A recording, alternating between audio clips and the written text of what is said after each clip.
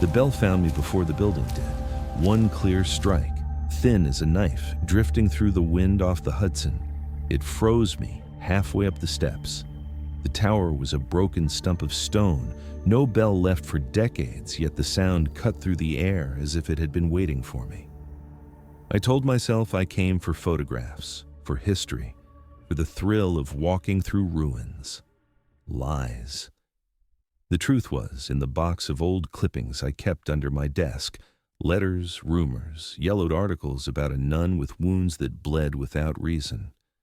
They called her Sister Thorn. My name is Richard. I once made a living chasing stories like hers, until the story started chasing me. The gate shrieked when I pushed it. Rust and frost clung to the bars.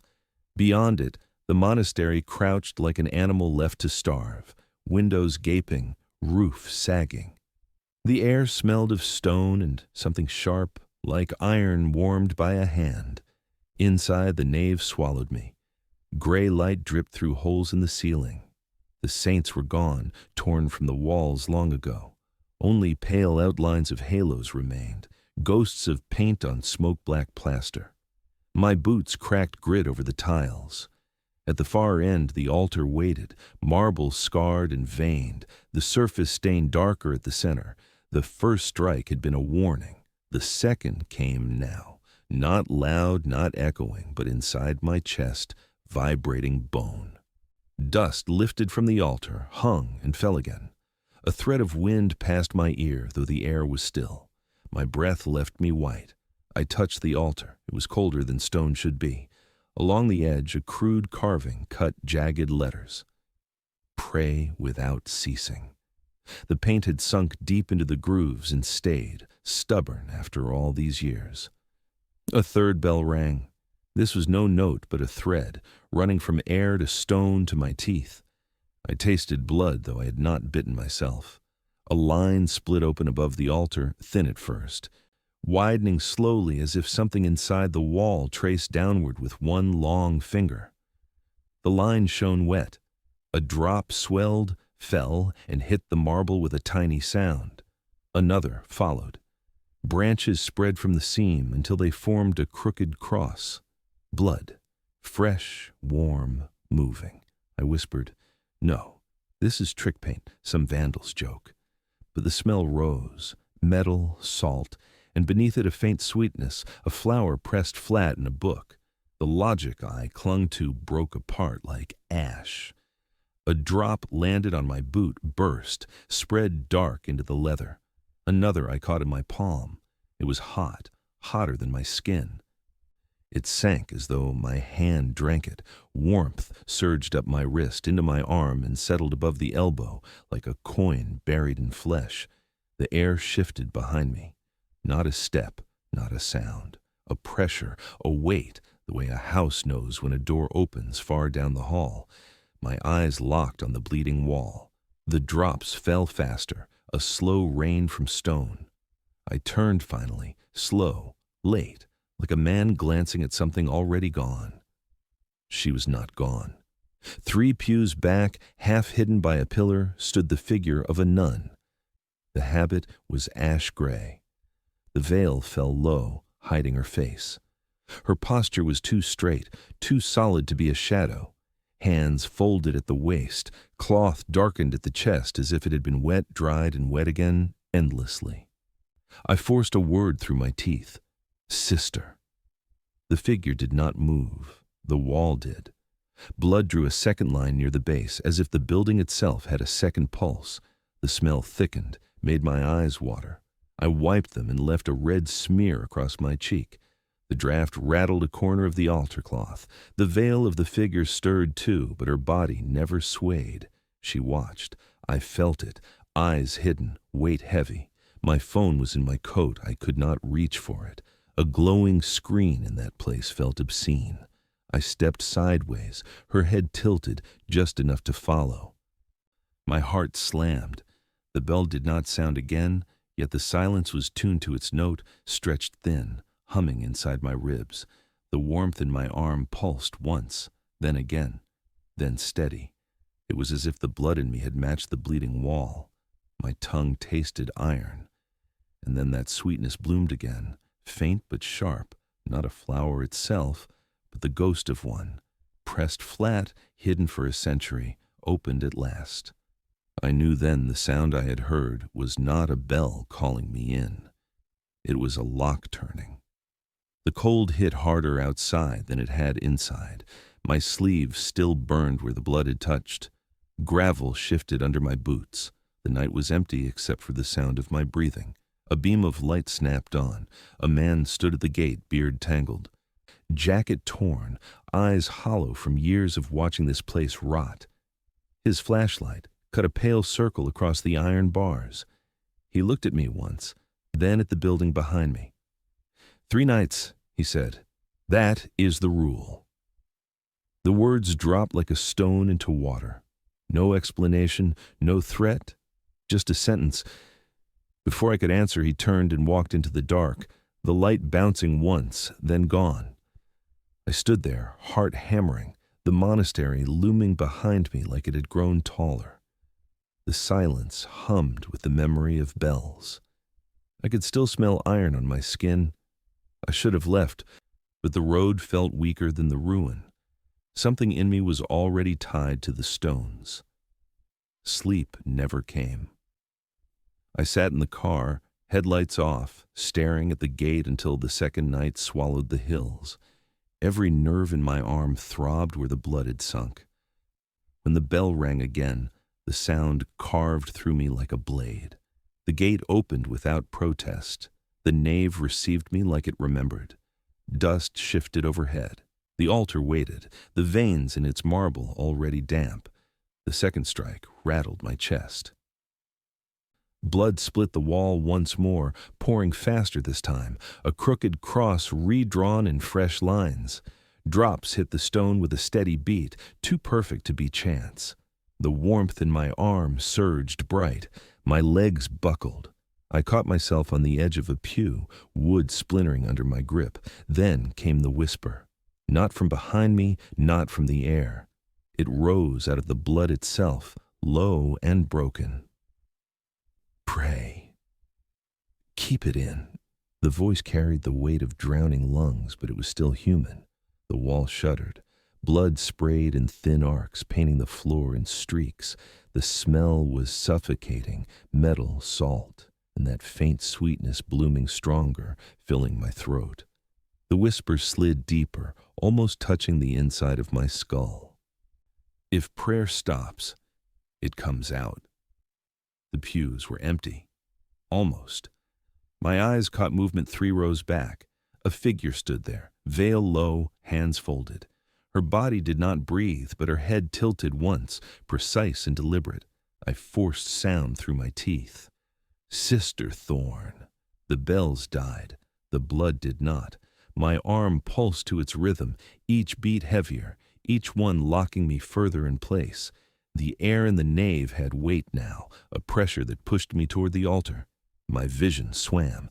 Every drop from the wall echoed in my bones. I could not leave, not while the sound bound me, and in that silence, I realized Michael had not lied. The rule was real. 3 nights. Morning did nothing to lift the weight. The sun came late through thin clouds, pale as bone, yet the smell of iron clung to me. My sleeve showed no stain, but the skin beneath pulsed with heat, like a coal buried under glass. I drove into town, down streets where shutters sagged and porches leaned. The town was quiet, the kind that remembers too much. At the end of a narrow lane stood a house slumped against its own fence. Curtains yellowed with age. A cross crooked on the door. She was waiting before I knocked. An old woman, her hair white and braided tight, her face a map of lines carved deep by years. Her eyes fixed on me like she already knew where I had been. "You went inside," she said. No greeting, no question. I nodded. My throat scraped. Her hand shook as she motioned me in. The air inside smelled of dust, herbs, and old wood smoke. Candles burned low in glass jars, though daylight pressed at the windows. She moved slow but certain, guiding me to a table cluttered with books, rosaries, and photographs curling at the edges. I sat. The chair creaked loud in the silence. She touched one photo, pushing it toward me. Black and white, blurred at the edges. A nun stood before the monastery door, her face hidden by shadow. The habit was plain, but across the chest the cloth darkened. "Sister Thorn," she whispered. The name clamped tight around my ribs. Sophia's voice dropped to a rasp. "The walls keep bleeding because she would not stop praying. She carried the wound so the rest of us did not drown in what waits behind it." Her words settled like dust. I wanted to tell her I did not believe, but the warmth in my arm pulsed, betraying me. She leaned closer. 3 bells, 3 nights, that is the old law. And if prayer fails. Her mouth pressed shut, as if finishing the sentence would give it shape. I asked, "Why still ringing?" "She's been gone a century." Sophia's eyes clouded. "Gone?" She shook her head. "Not gone, bound. You heard her, did you not?" The room swayed with memory, the whisper from blood, broken but alive. "Pray. Keep it in." Sophia slid a small book across the table. Leather cracked, pages brown at the edges. The handwriting inside was jagged, frantic. She tapped a finger against a line. "When the bells strike, the wound must answer. If no voice rises in prayer, the dark one will walk free." Her voice trembled. "A priest named Elias wrote this. He tended her wounds until he broke. He wrote that whoever stands witness 3 nights in a row is taken by the law. Marked." I closed the book. My hand shook. The mark already lived in me. Sophia's stare did not blink. "Leave before the 3rd night. If you stay, you will not walk out the same." The air pressed heavy. My tongue felt thick.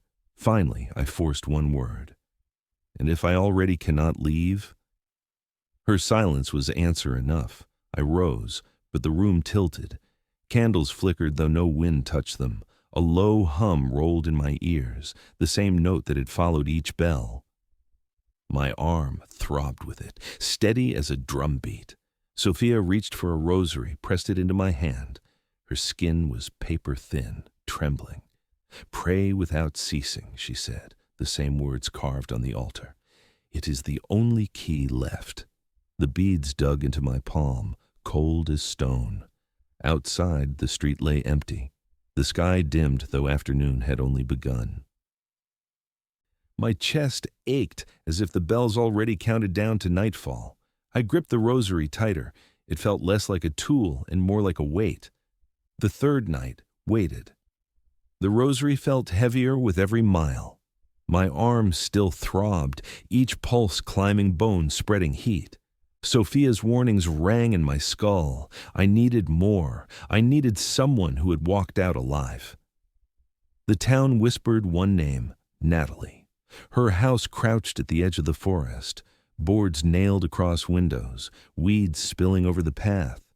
The place smelled of damp earth before I even reached the porch. I knocked. The echo sounded hollow, too empty for a house that still breathed smoke from its chimney.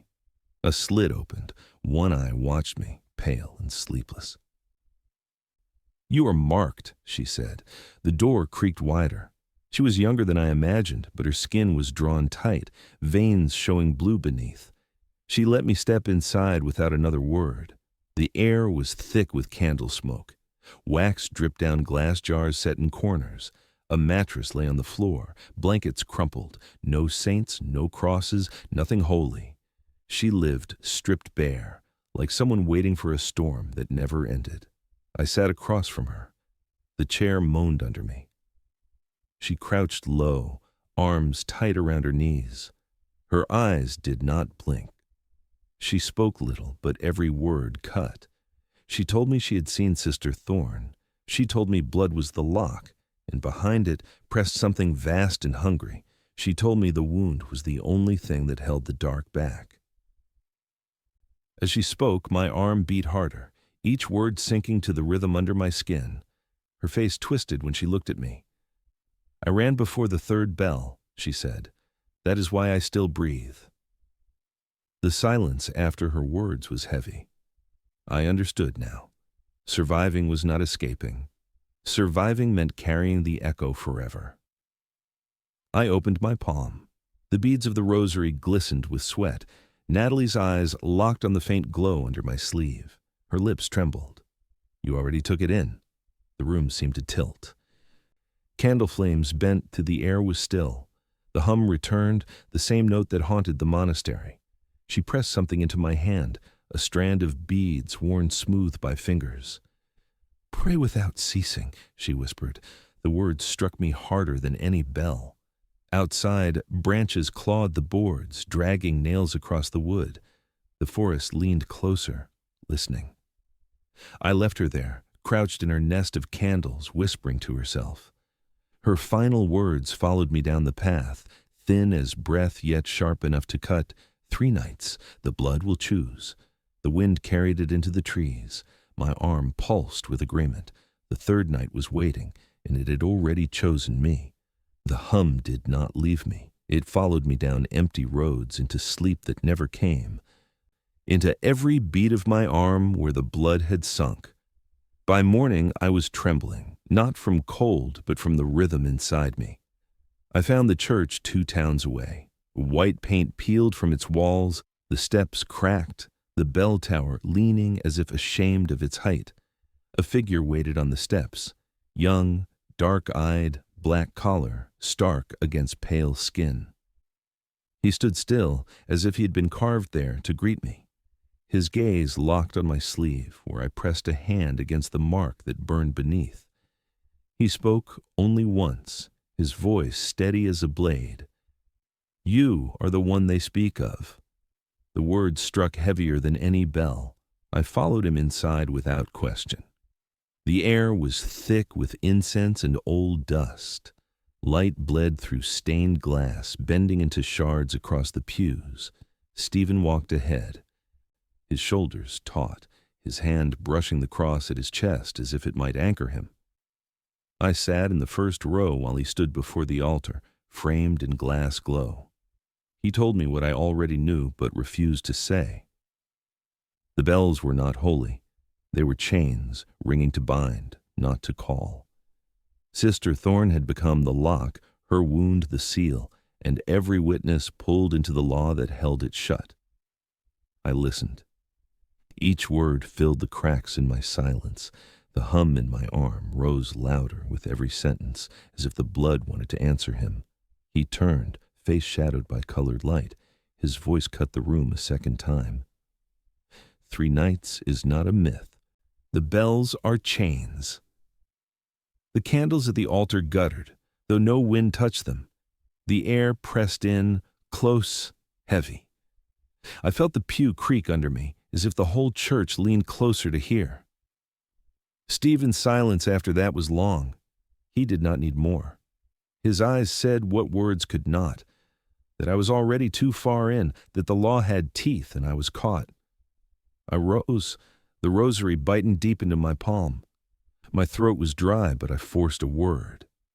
"Then what is left?" He stepped down, his shadow long across the floor, and stopped close enough for the scent of incense to drown me. His mouth tightened, his jaw set, and at last he gave the only answer that mattered. "Pray without ceasing, or you will become the prayer itself." The church doors opened heavy, wood groaning as I pulled them wide. Cold night air rushed in, cutting the scent, clearing nothing. The road back waited, black and endless. The hum inside me did not fade. It grew. The 3rd night was near, and every beat of my heart sounded like a bell. The road led me back as if I had never left. Every turn bent toward the same hill. Every mile pressed the hum deeper into my bones. By dusk, my arm was fire, pulsing against the rosary like a second heart. The monastery waited, darker than before. Windows swallowed what little light the sky had left. The gate no longer resisted. It opened on its own, iron silent, as if it knew I belonged to it now. Inside, the nave breathed cold. The pews leaned forward, shadows sharp as teeth. The altar glimmered faint, already wet, as though the wall had begun before the bells. The first strike came. My ribs rattled. Dust lifted in swirls from the floor. The second followed close, sharper, tearing air apart. The marble at the altar split again, veins opening, red pushing through stone like roots breaking earth. The third struck, and the world folded inward. Blood poured in lines that crossed and joined until the wall was no longer wall but wound. Drops fell in rhythm, too steady, a pulse not of earth but of something trapped beneath. The smell smothered me.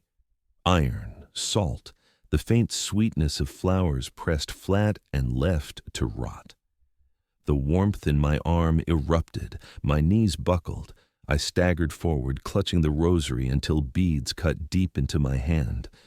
The whisper came, not soft this time, but tearing, each word dragged through water and fire. 3 nights. The blood chooses. I forced sound through my teeth.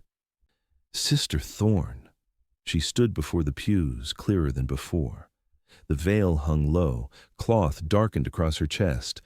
But now I saw movement beneath, blood pushing outward in slow surges, as if her body were pumping it into the wall itself.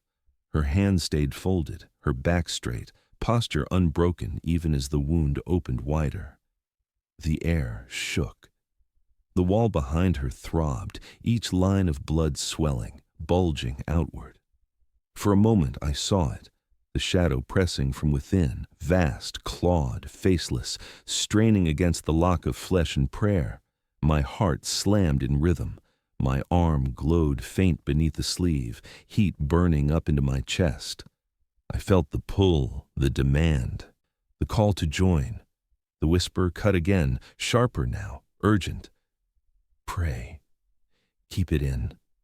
My lips moved, though no words formed. My breath came ragged, my voice broken. The beads cracked under my grip. The altar trembled. Blood ran faster, pooling at the base, spilling down the steps. It spread across the floor, thin at first, then thick, a stream that sought me out. My boots stood in it. Warmth surged up my legs. The shadow behind her slammed the wall. Stone groaned. Mortar split. Dust rained from the ceiling. The pews rattled like dry bones. She lifted her head. The veil shifted just enough for darkness to spill out where a face should be. The sight punched air from my lungs. The whisper came one last time, broken but commanding. Now you. My chest burned as if pierced. My arm flared white hot. I dropped to my knees in the pool of blood. The rosary stuck to my palm, beads slick, cross heavy.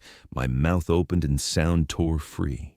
Prayer. Words I had not spoken in years, words half remembered yet pouring as if dragged up by something older than me.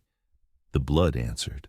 The wall pulsed once, twice, then tightened, sealing cracks, drawing the shadow back. The figure of Sister Thorn shook, the wound flooding, then steadied. The bells stopped. Silence crashed down, thick and suffocating. My body collapsed forward, chest heaving, arm glowing faint beneath skin. I could taste iron. I could smell roses turned to ash. When I lifted my head, the pews were empty. Only bloodstains remained, already darkening, already sinking back into stone. I was still alive. But I knew. I was no longer only myself. Morning never came. The night simply thinned into gray, but the weight in my chest stayed. My arm glowed faint beneath skin, like embers refusing to die. Every pulse was a reminder of the vow I had spoken without meaning to. I found the book in the sacristy, hidden under a loose board, leather cracked, corners curled, pages spotted with mildew. The handwriting inside was frantic. Jagged strokes of a man writing faster than thought. I turned through entries filled with fragments, blood, bells, the name of Thorn scrawled again and again. Half the pages had been torn clean out. The edges were ragged, ripped by hand, not knife. The absence was louder than the words that remained. I carried the book into the nave. Light bled pale through broken glass, falling across the altar where dried stains marbled the stone. I sat among the pews and read until my eyes blurred. The words circled back to the same law. 3 nights, the blood will choose. Each line dripped with fear, but near the end his tone shifted, sharper, resigned. The witness becomes the seal. The wound does not pass away, it passes on. I closed the journal with shaking hands. The silence of the nave pressed close, alive with echoes. My heart beat fast, each thud a lock clicking deeper. Footsteps scraped gravel outside. The sound dragged me upright. The gate creaked once, then shut again. Michael walked in, the same tattered jacket, his beard stiff with frost, his eyes fixed on the journal in my grip. I burned most of it, he said. His voice was flat, heavy. I asked, why? He stared at the altar, not me. Because words are traps. You read them, you carry them, you carry them, you join the chain. That book drags men under. His gaze finally met mine. The gray in his eyes was sharp as glass. You stayed 3 nights, he said. The air between us thickened.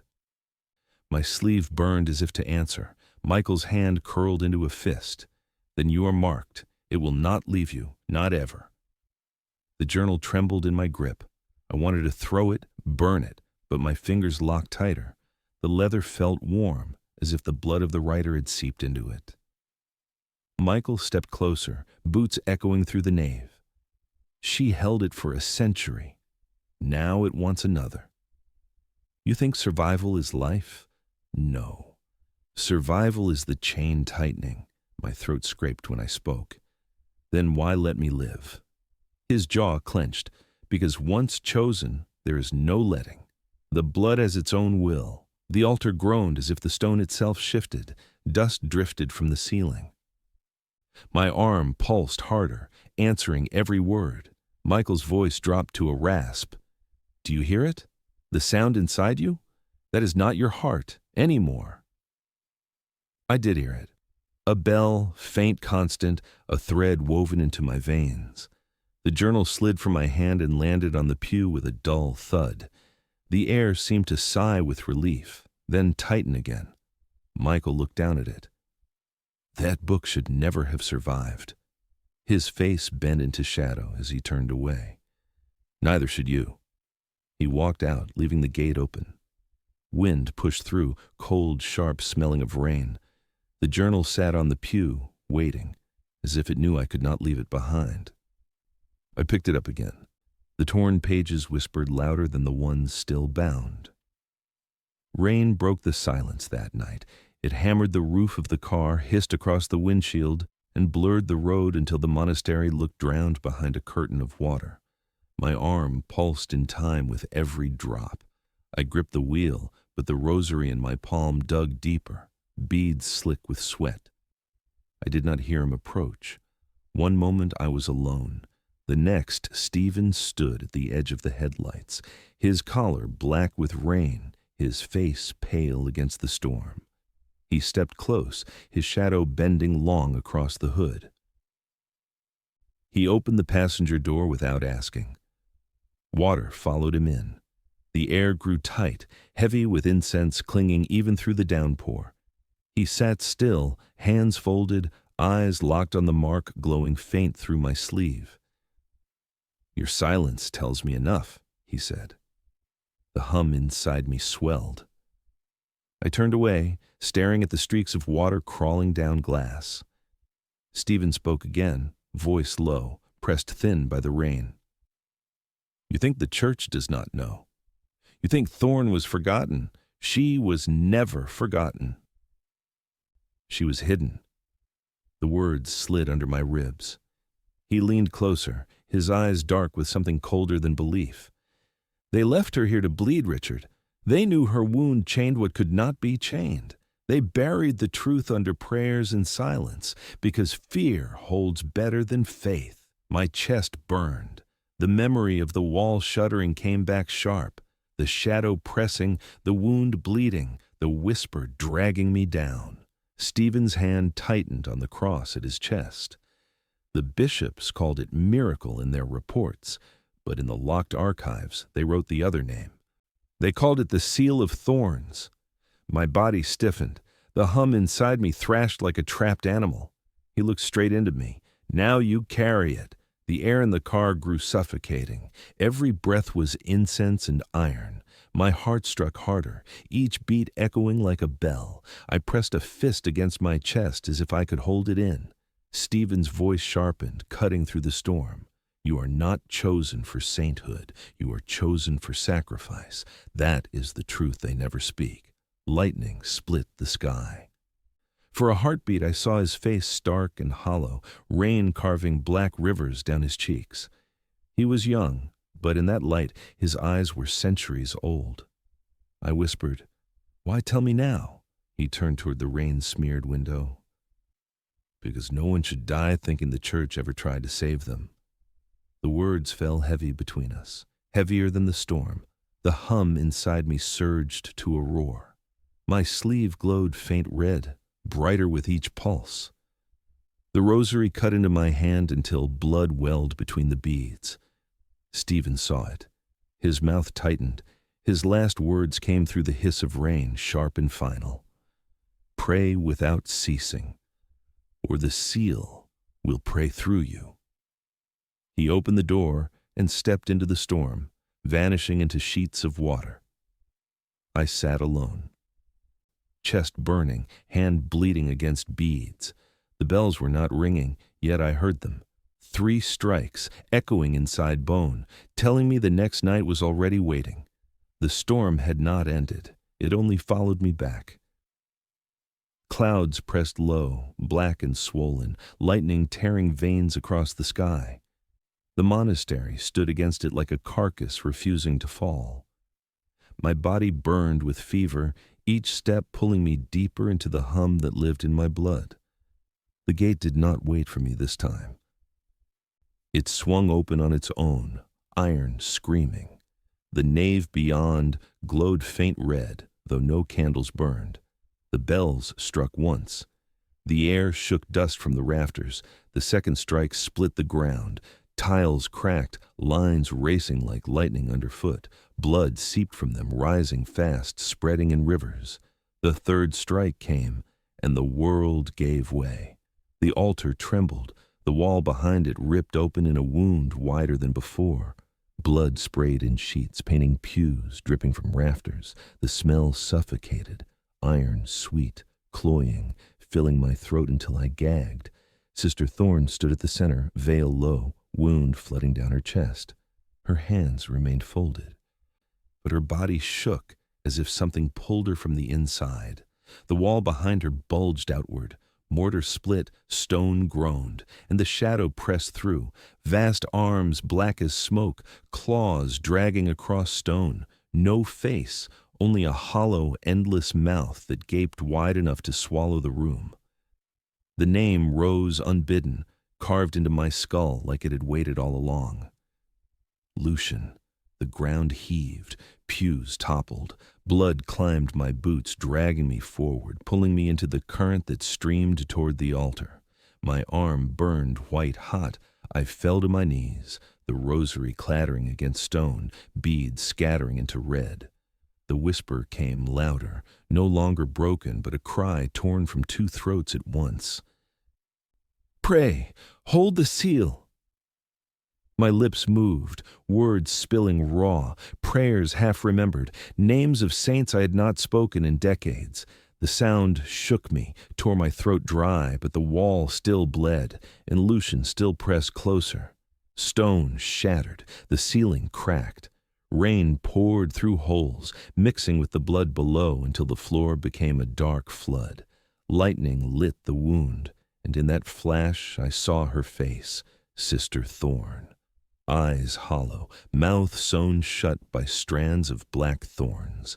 Blood forced its way through the stitches, each drop another lock on the monster behind her. My heart slammed, my chest ached as if the same thorns coiled around my ribs. I screamed the prayer louder, but my voice drowned in the roar. Lucian pressed harder. One claw broke free, vast and dripping shadow. It scraped across the altar, splitting marble in a single stroke. The air burned cold around it, the kind of cold that strips bone. I clutched the beads, now slick with my blood. My palm split open, crimson mixing with hers. The wound in my arm flared, burning bright enough to sear through my sleeve. The glow matched the bleeding wall. Sister Thorn's whisper rose one last time, stronger, commanding, "Now you!" The flood surged up, dragging me to the altar steps. Blood soaked my chest, searing through cloth, seeping into the mark carved inside me. I fell forward, hands flat against stone that pulsed like flesh. The claw struck again. The rafters split, beams crashing into pews. Screams echoed, Michael's voice distant, shouting through storm. Another cry, Natalie, raw and sharp. I saw them at the doorway, light flashing off their faces, but the flood pushed them back. Lucian roared. The sound tore through stone, shook air from lungs, rattled teeth in their roots. I felt my body lifted, weightless, as if blood itself carried me. The wound on the wall widened, gaping, ready to swallow. I pressed the rosary against it, my blood smeared across beads, across stone. The thorns inside my chest closed tighter, piercing deeper. The roar faltered, the claw trembled. For an instant the monster hesitated, chained by something it could not break. My prayer tore out with the last of my breath. The wound pulsed, sealing, stone grinding back into place, blood freezing midstream. Sister Thorn shuddered, her body dissolving into shadow and light, her wound pouring one final wave that drowned the claw back into darkness. The bells cut off. Silence fell so hard it rang louder than any sound. I collapsed on the steps, chest burning, lungs clawing for air. Blood soaked me, but the mark on my arm glowed steady, alive. I was still breathing, but the prayer had not left me. It kept rising inside, unending, as if my veins themselves whispered. The seal had chosen. Silence held after the roar died. Too perfect. Too heavy.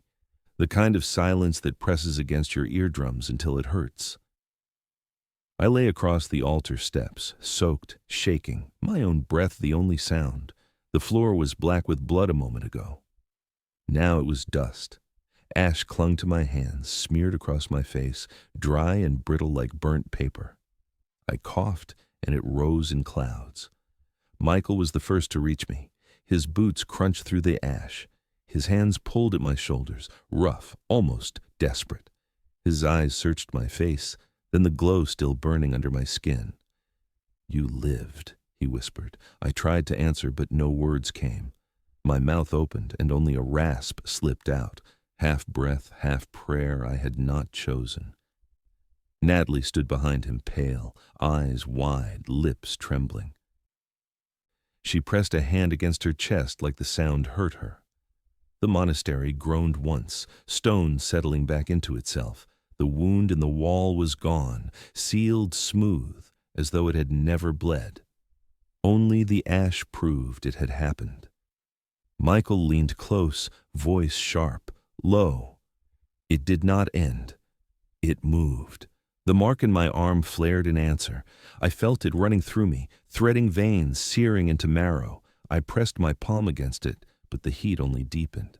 My blood hummed steady, like the echo of bells that never stopped. Natalie's voice cracked, soft but sharp enough to cut. "You carry it now." I looked at her. She flinched as if my gaze burned. The air shifted. No bells rang, yet I felt them. 3 notes, low, constant, repeating inside bone. I clutched the rosary, but it was no longer cold. It pulsed, alive, beating in rhythm with me. Michael stepped back, his face twisted, half grief, half anger. "The church will not help you. They never meant to. You are the lock now." My throat tore as I forced sound through it. "Then I pray." The words left me heavy, each one pulling at my chest. My voice cracked, but the prayer did not stop. It rolled on without my will, spilling from lips even as my lungs begged for air. Natalie covered her ears. Tears slipped down her face. She turned and ran from the nave, the sound chasing her into the night. Michael stayed 1 heartbeat longer, staring at me like a man who had seen a grave dug too early. His voice dropped to a whisper, last and final. Do not cease. If you do, the seal breaks. He left me there, ash crunching under his boots until the door shut and silence filled again. I sat on the steps, chest heaving, lips moving without rest. Words spilled, prayers older than my memory. My body shook, my skin burned, but the voice did not falter. It would not let me. The wall behind the altar was smooth now, pale, untouched, but I knew it would bleed again, and when it did, it would not be Sister Thorn who answered. It would be me. Even now I keep writing, though the ash still stains my hands. I tell myself the wound is sealed, that the monastery is silent. But silence lies, because sometimes in the dead of night I still hear it. 3 strikes, clear, measured, calling, and I know that one day I will have to pay the rest.